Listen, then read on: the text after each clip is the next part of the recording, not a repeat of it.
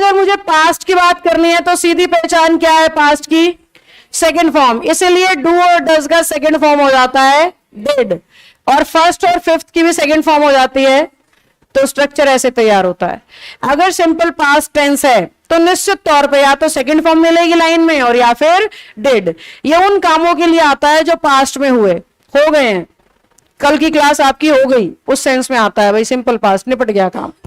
अगर कॉन्टिन्यूअस पे जाना है हमें तो पास्ट की वजह से तो वॉज वर लगते हैं बेटा, और कॉन्टिन्यूअस की वजह से आईएनजी। फंडा यहां पे फिर से वही है, वॉज सिंगुलर और वर प्लूरल, जबकि ये सिंगुलर प्लूरल दोनों होते हैं, पता है आपको।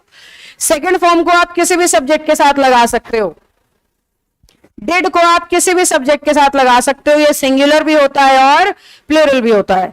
इसी तरीके से वॉज को वहां लगाओ जहां सब्जेक्ट सिंगुलर, वर को वहां लगाओ जहां सब्जेक्ट प्लूरल। आईएनजी लगाने का कारण सिर्फ यह है कि पास्ट में वो काम चल रहा था, आपको नहीं पता खत्म हुआ है या नहीं, चल जरूर रहा था भाई, मैंने कल देखा था वो पढ़ाई कर रहा था, आगे नहीं पता मुझे कुछ, अब तक चल रही है, बंद हो गई, कर रहा था कि नहीं कर रहा था, कब कुछ नहीं पता, पढ़ रहा था, बाकी पढ़ रहा था, टीवी देख रहा था भाई, फोन चला रहा था। इस तरह की फीलिंग में क्या आ जाता है?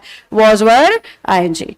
अगर हमने काम को खत्म होता दिखाना है पास्ट में, भाई ये पास्ट में ही कंप्लीट हुआ था, अब नहीं, पहले ही हो चुका था, पहले ही हो चुका था, यानी हैड प्लस थर्ड फॉर्म, क्योंकि पास्ट दिखाने के लिए हैज हैव की सेकंड फॉर्म कर दी और थर्ड फॉर्म तो परफेक्ट में आएगा ही।